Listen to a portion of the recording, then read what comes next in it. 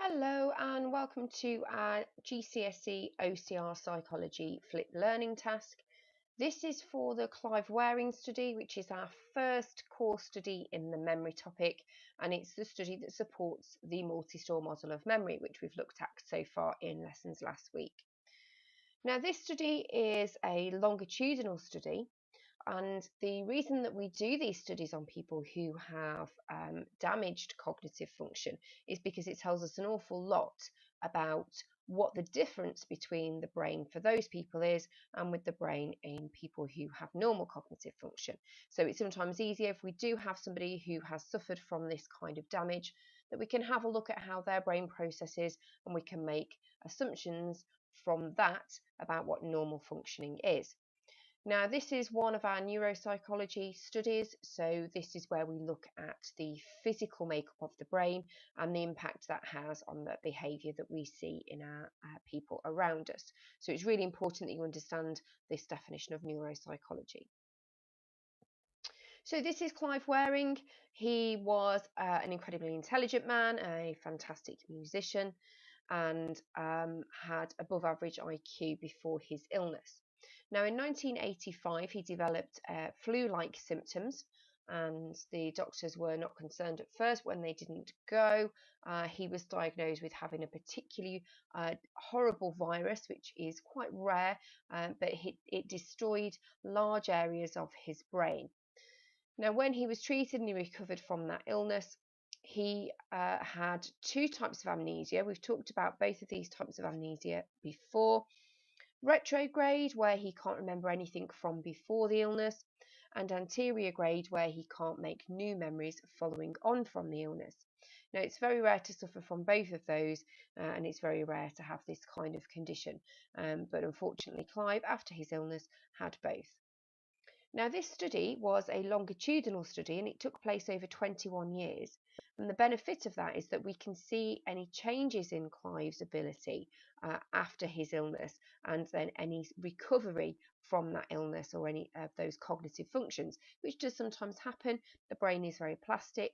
If it has some damage, it can sometimes use other areas of the brain to recover that function. Unfortunately, that didn't happen in Clive. There was no recovery of those functions for his memory conditions. Okay, so the method they used is, as we've said, a longitudinal case study. Now, the point of longitudinal studies is we revisit the same participants over a number of years. Now, the advantage of this is we can see any changes in their behaviour. The disadvantage is it obviously takes a long time to do. This study has been going for 21 years, and then obviously the time it takes to write and publish it. It does give us two types of data, which is quite helpful. It gives us qualitative data and quantitative data. Now, as we've said before, quantitative is numbers, so we can look at brain scans, we can look at IQ scores, and we can look at the data to see if it's changed.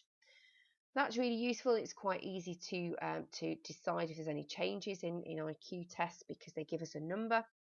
The qualitative data is very in-depth and helpful data because we can ask questions and we can ask why, and the qualitative data will sometimes give us the reasons behind the quantitative data. So it's really helpful to have those two working together. There was lots of neuropsychological tests that were carried out on Clive Wearing, IQ tests, tests of verbal fluency, so how well he speaks, the amount of words he can remember, and digit span tests. Now, we've done digit span tests in class ourselves when we've tried to measure how much information we can fit in those short-term memories. And if you remember, it's 7 plus or minus 2 digits. So it was really important to see how much information Clive could store and if that changed over the years. He also had MRI scans taken quite early on in the study in 1991, a few years after his illness, and then again in 2006. And this was to see if there was any changes in his scans over the years. Now, his scan is here on the right-hand side.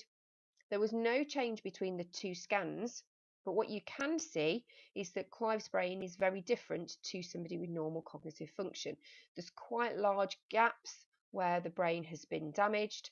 And also, if you have a look at the grey matter around the outside of the brain, wrinkly stuff, that cortex, then you can see that it doesn't seem to be as dense and as functioning as well as somebody with normal cognitive function. It's really important that you understand what an MRI scan is and how it works.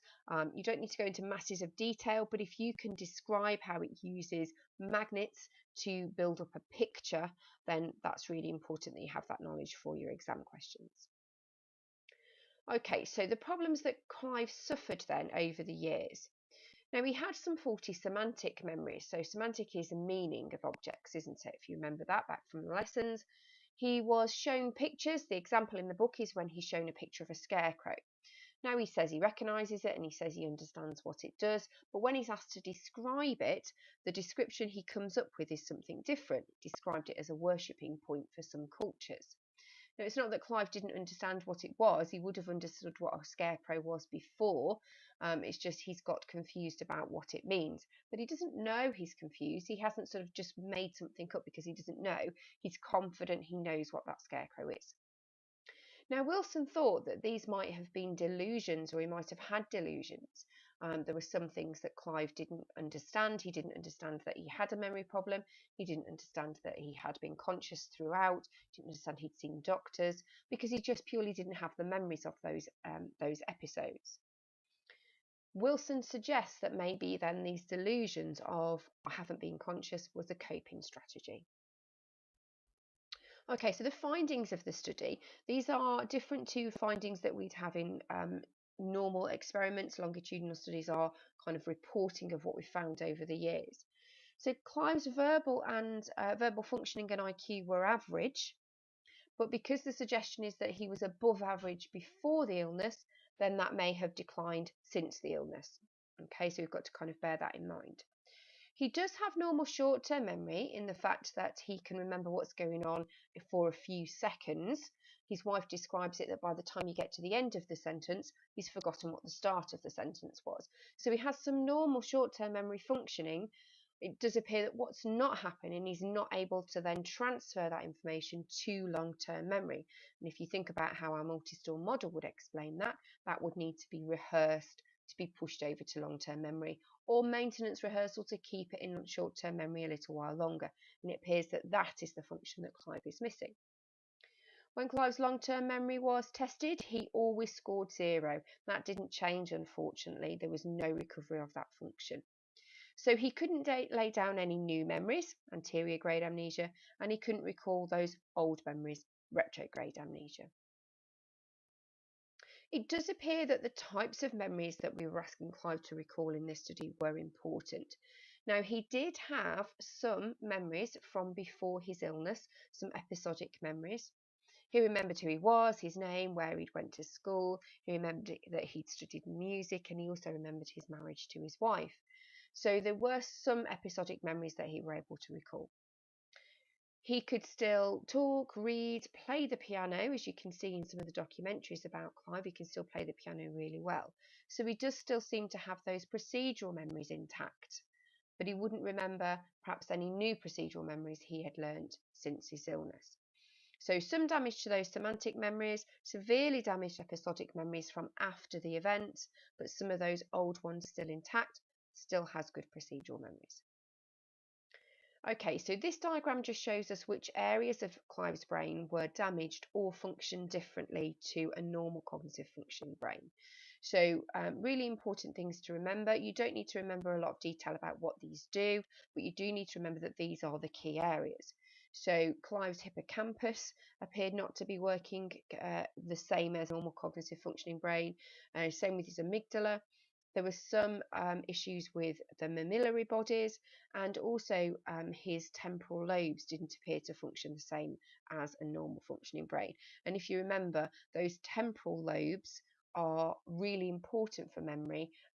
We've kind of discovered that from lots of different studies. So any damage to that temporal lobe would cause memory problems.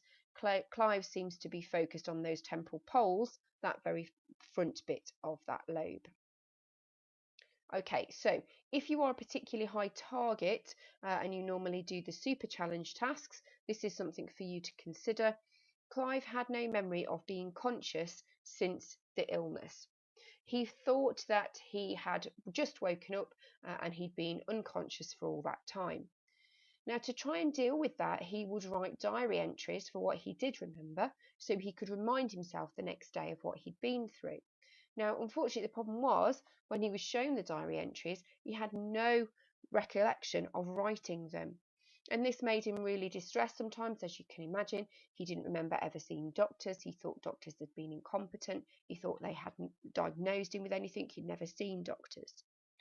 So this coping strategy that Wilson suggests is that maybe he just said he hadn't been conscious because it was too difficult to try and understand the loss of memory. So I want you to go back to your textbook, have a look at the section on page 132 of Delusions and Consciousness, where Wilson goes through some ideas he has of why this might have happened or why Clive might have used this coping strategy. If you want to think about autobiographical memories as you're reading through, that might give you a hint to understand them a little better. All right, okay, this is the really key point then, isn't it? How does this study support our multi-store model? Okay, so if we understand that memories are different stores for each type of memories and they are then put in different areas of the brain, we can then start to understand that the area of the brain that supports Clive's short-term memory is still intact, it's still functioning, he still has those. What he doesn't have is those long-term memories or the ability to make new ones. So if the model is correct, then it is either the capacity to lay down those new long-term memories or the store itself that is damaged. Okay, so that supports that idea quite nicely. What we do need to take into consideration is this idea that Clive is able to recall some procedural memories and also some episodic memories from before, and still has some semantic memories, although they may be slightly damaged. That may suggest that those procedural memories are stored in a different place than the areas of Clive's brain that are damaged. So maybe it's not just as simple as one long-term memory store, maybe there are several different long-term memory stores. The model doesn't account for that, so we need to bear that in mind for our evaluation. So for next lesson, I need you to know what a longitudinal study is, how it's helpful in this type of case. If you can describe what a case study is, that would be really helpful as well. I need you to know which areas of Clive's brain were damaged or didn't function correctly, and the impact it had, so which memories were then impaired. You also need to be able to clearly state how this study supports the multi-store model of memory.